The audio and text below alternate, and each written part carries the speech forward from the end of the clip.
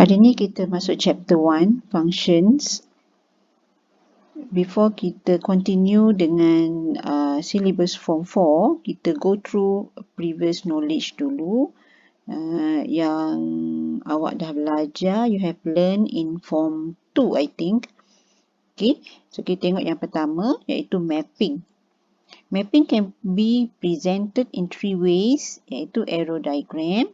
Yang ini adalah arrow diagram. Ordered pairs, yang ini adalah bentuk ordered pairs dan juga graph. Okay, ini semua awak dah belajar, just recall saja. Kemudian kita ada type of relation, yang mana kita ada 4 type. Yang pertama one to one, then many to one, one to many, many to many. One to one, kita dapat lihat kat sini, element in first set, dia map to only one element in second set. Okay, dan many to one, ada certain element in first set, dia maps kepada image yang sama. Dia berkongsi image. Itu many to one. One to many pula, kita tengok kat sini, macam number 9, dia maps kepada 2 number. Dan many to many, dia ada banyak lah. 3 maps pada 2 nombor dan 1 dan 2 maps pada 1 nombor yang sama. Macam tu adalah many to many. Dan kita pergi pada function notation. Okey, ada 2 jenis, 2 bentuk untuk function notation ni. Yang pertama, bentuknya tak ada equal. Okey, yang ini tak ada equal, dia ada arrow dekat sini dan juga dia ada titik yang bertindih. Okay. Bila kita gunakan function notation yang ini, yang first ni, ini kita tak boleh gunakan dia untuk selesaikan soalan function. Okay. So yang ini, kita perlu tukar daripada bentuk yang pertama kepada bentuk yang kedua. So, kalau soalan minta function notation, awak boleh bagi mana-mana bentuk pun diterima. Mana-mana bentuk adalah function notation. So, bila kita tukar kepada equation yang kedua ni, dia dalam bentuk equation ada equal, jadi barulah kita boleh selesaikan soalan.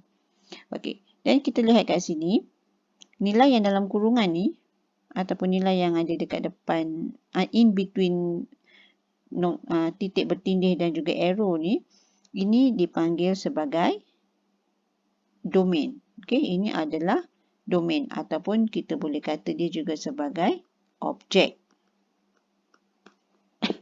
Manakala nilai x squared tu, okay, nilai x squared ni, cuba nak guna pen biru sebenarnya.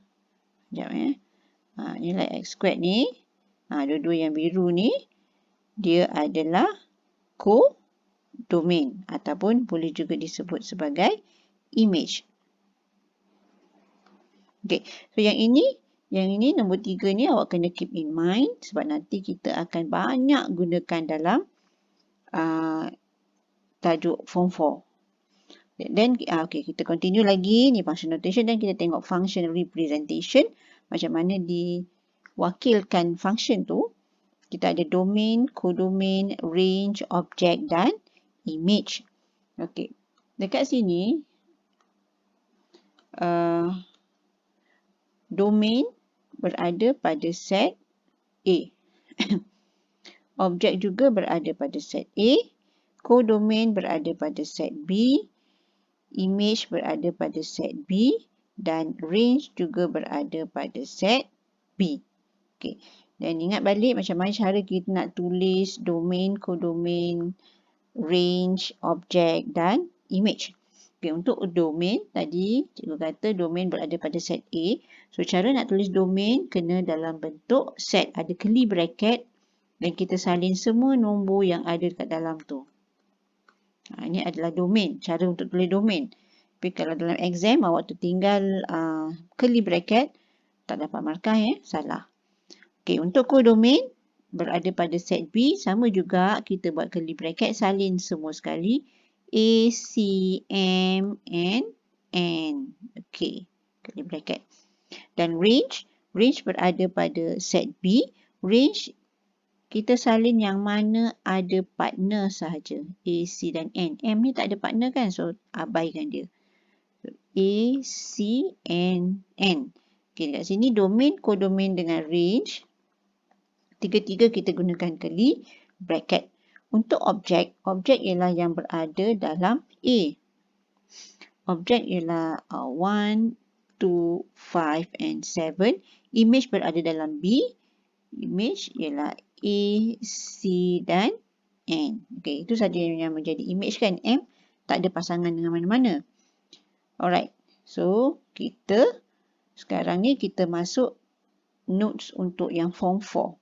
Okay, mapping tu dia juga dikenali sebagai function. Okay, function also known as mapping. Mapping is function, function is mapping. Tapi bukan semua mapping itu adalah function. Okay, jadi apa yang dikatakan function ialah apabila each object has one and only one image. Okay, each object. Setiap objek dalam domain mesti ada satu sahaja image. Ataupun kita kata associates each element in its domain with one and only one element in its range. Okey, sebenarnya sama je lah kan cerita dia yang ni dengan yang ni. Sama je. Sama ada kita gunakan perkataan objek dan image ataupun kita gunakan perkataan domain dan range. Okey. Range, bukan codomain. Sebab kalau codomain termasuk yang tak ada partner tu kan. So, kita nak yang ada partner sahaja. Jadi, range. Dan, kalau function ni, selain daripada dia bagi kita dalam bentuk fx equal to x plus 1 atau fx equal to x squared ataupun apa-apa saja function, kita boleh lihat dari cara kita tengok relation dia lah. Adakah setiap objek maps to only one image. Tapi kalau dia bagi kita dalam bentuk graph, okay? Kalau dia bagi kita dalam bentuk graph, so kita boleh tentukan dia adalah function ataupun bukan, okay? Sasul lah. Dengan cara kita gunakan vertical line test. Okay, nanti kita tengok macam mana vertical line test tu. Okay, now kita nak tentukan, tadi kita kata each object has only one image ataupun each element in domain has only one element in range. Okay, now kita lihat. Kita ada 4 type of relation kan? Tadi awak dah belajar ni, dah belajar masa form 2 kan? Okay, now one to one, many to one, one to many and many to many. So which one is function? And which one is not a function. Jadi kita just identify. Kita tengok syarat yang ni. Syarat yang ini. Adakah dia menepati? Okay. Every object, each object in domain has only one image. Okay. 1 ada 1, 2 ada 1 saja image, 3 pun ada 1 saja image, 4 pun ada 1 saja image. So this one is a function. Dan sini many to one.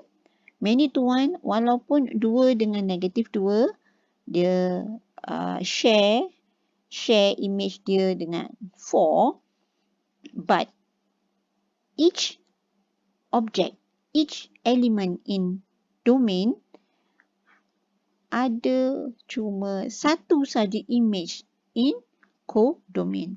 Okay, 2 image dia 4, negatif 2 image dia 4, tapi every object has only one image. So this one is a function too. Jadi dua-dua set ini adalah function. Awak salin dalam nota yang cikgu dah bagi tu.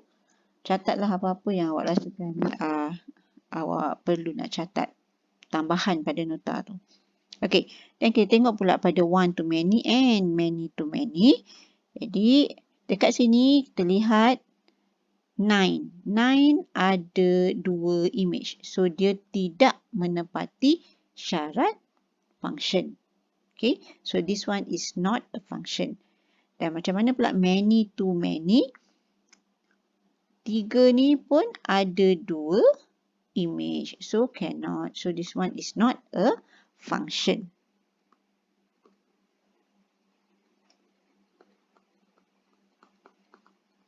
Okay, dah boleh identify function dengan not a function.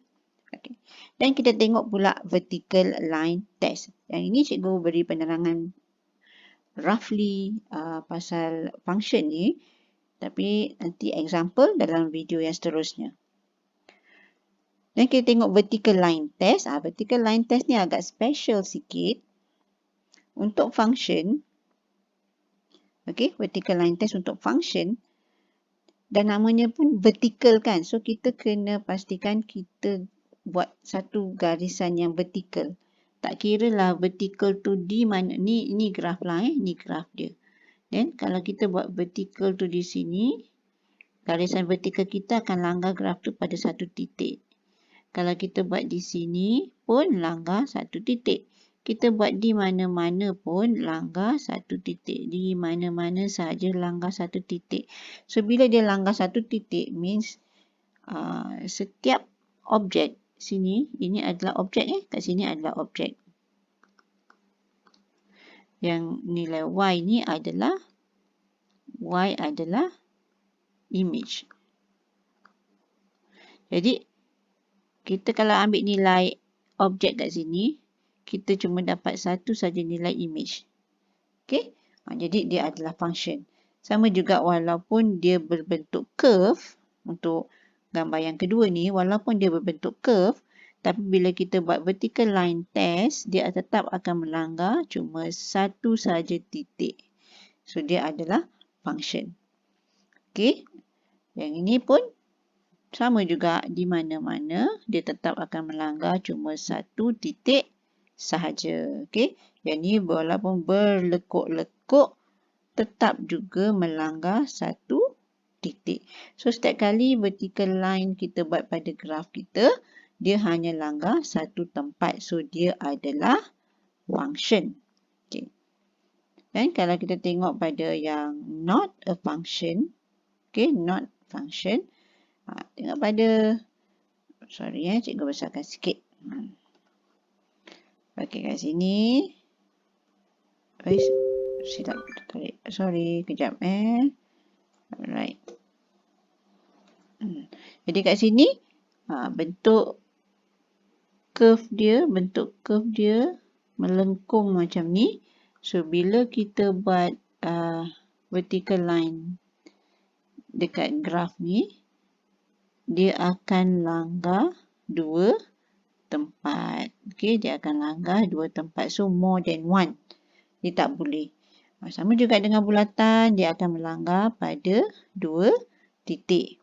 Dan kalau curve yang di bawah ni, dekat kawasan ni, kawasan yang diuji ni, ada 3 titik pula. Jadi dia more than one. Walaupun dekat sini pun ada 1, tapi ada tempat yang jadi 2 ataupun 3. Jadi, ini not a function, sama juga yang ni pun not a function. Okay. Nanti dekat latihan kita akan buat latihan berkaitan dengan yang inilah. Yang ni penerangan saja. Dan kita tengok pula ada pula special case untuk vertical line ni. Yang mana kalau dia ada graf yang berbentuk macam ni. Okay, berbentuk macam ni.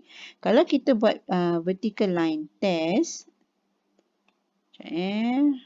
pen cikgu tak keluar pula. Okay, right. Dan kalau kita buat vertical line test, dia ni awak kena guna pembaris tau kalau buat ni, cikgu tak pakai pembaris. Then ni okay.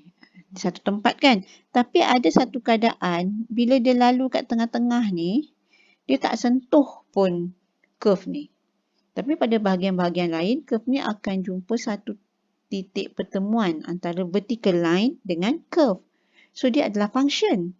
Tapi cuma kat kawasan ni dia jadi bukan function pula. Tak sentuh apa-apa pun. So dalam case macam ni, kita awak boleh refer pada textbook page 5. Ada penerangan lah pasal yang ini.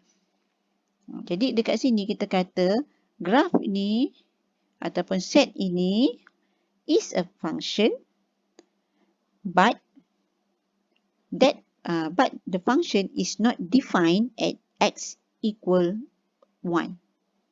Okay, jadi tempat lain dia adalah function, cuma kecuali dekat sini sahaja dia tidak function. Kenapa berlaku kes macam tu? Kita tengok pada equation ni. Contoh yang cikgu bagi kat tepi ni. Okay, ini adalah equation untuk graf yang di atas, yang di sebelah kanan. Then bila yang ini kita sebut sebagai condition. Condition untuk equation yang di sebelah ni. So condition ni dia boleh jadi pelbagai, depends on what function, equation of function yang diberi. Okay. Kenapa kita buat x not equal to 1? Sebab kalau kita gantikan x ni dengan 1, okay, let's say kita gantikan x tu dengan 1. Okay, x ni cikgu gantikan dengan 1. So 1 minus 1 is 0. Dan kita akan dapat x over 0. Jadi apa-apa nombor yang kita bahagikan dengan kosong, kita akan dapat undefined. Ataupun awak tekan calculator, tekanlah apa-apa nombor per bahagi kosong, awak akan dapat mat error. Okay. Maksudnya graf ni dia tak ada langgar. Kalau x tu nilai 1, dia takkan melanggar mana-mana kawasan graf kita. Okay.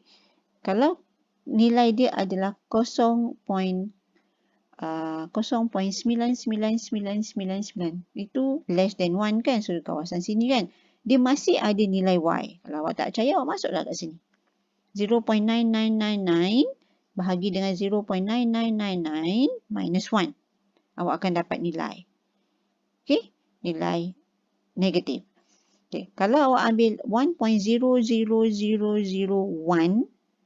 pun ada nilai. Jadi cuma pada x equal to 1 sahaja yang dia tak melanggar graf. So, kita kata untuk equation ni, untuk equation ini, condition dia lah x cannot be equal to 1. Jadi kalau kita ada, let's say kita ada satu equation lain, fx equal to 1 over x, so kita akan buat condition dia x cannot be 0. Kalau kita ada fx equal to 1 over x plus 2, then condition dia akan jadi x not equal to negative 2. Sebab kalau kita masuk negative 2 kat sini, nilai di bawahnya akan jadi kosong. So dia undefined. Okay, itu special case untuk graf yang inilah, graf reciprocal. Namanya graf reciprocal. Okay, ada lagi satu condition, sikit lagi nak habis untuk set yang ini. Lagi satu condition ialah bila kita ada absolute value graph. Okay, absolute value graph ni dia special. Dia dia tak ada nilai negatif untuk y. Okay, graf dia seperti seolah-olah dilipatkan ke atas. Dia takkan sentuh kawasan bawah ni. Takkan ada nilai y negatif. Kenapa? Sebab dia ada dua palang ni. Okay, dua palang ni kita panggil sebagai absolute. Okay, case dia adalah seperti ni. Awak tengok yang ni, apa yang dimaksudkan kat sini? Maksudnya, kalau kita nak cari x ni nilai more or equal to 0, means ni x ni nilai positif lah. Nilai x sama dengan kosong ataupun x nilai positif. Let's say kita ambil x sama dengan 2. Besarnya pen cikgu. Kejap kecilkan sikit. Okay. Misal kata kita ada x sama dengan 2 kat sini. Okay. Kalau kita gantikan x tu sama dengan 2, contoh ada kat sini, kalau x tu ialah 2, dan dalam absolute value ni, nilai x dia kita akan ganti dengan 2. Jadi, kita akan dapat nilai y dia pun menjadi 2. Okay. Nilai y dia pun 2. Tapi kalau kita ambil x tu less than 0, means nilai negatif. Let's say cikgu ambil nilai negatif 2 kat sini. Okay. Negatif 2. Jadi bila negatif 2, nilai x ni akan dimasukkan dengan nombor yang ni lah. Negatif 2 kat sini. Kat sini. Okay. So bila negatif dia akan jadi macam ni. So negatif ni adalah nilai kat sini. Ni nilai ni. Okay. Dan dalam bracket ni adalah nilai negatif 2 yang kita kata X tadi. So, dia akan dapat positif 2. Jadi, awak tengok dia kat sini. Kat sini. Okay, kat sini. Kalau nilai X negatif 2, cikgu bawa naik ke atas, dia akan dapat nilai 2 juga. Okay. So, absolute value ni pun kita akan tengok dalam contoh nanti. Okay. Panjang sikit lah penerangan cikgu ni. Okay, last sekali kita tengok berkaitan dengan domain and range of a function yang melibatkan discrete and continuous function. Okay, discrete and continuous function. Okay, yang ni apa pula maksud dia ni? Okay, discrete function ialah bila setiap ordered pairs ataupun setiap set yang kita ada tu is not connected by a straight line or a curve. Dia akan ada dot dia macam tu. Okay. And kalau dia continuous function, dia connected by a straight line or a curve. So yang ada contoh di bawah ni, ini adalah continuous function. Sebab setiap point yang ada dah dicantumkan dengan satu garisan lah. Sama ada curve ataupun straight line. Okay. So, dekat sini, graf ni, kita nak cari domain dengan range. Domain ialah nilai X. Kita kata dekat sini nilai X lah. Nilai X ni yang paling rendah sampai yang paling tinggi. Itu adalah domain. Jadi, let's say kalau graf ni, sampai sini dia belok begini. Adakah ujung ni, adakah domain kita akan jadi daripada sini sampai sini?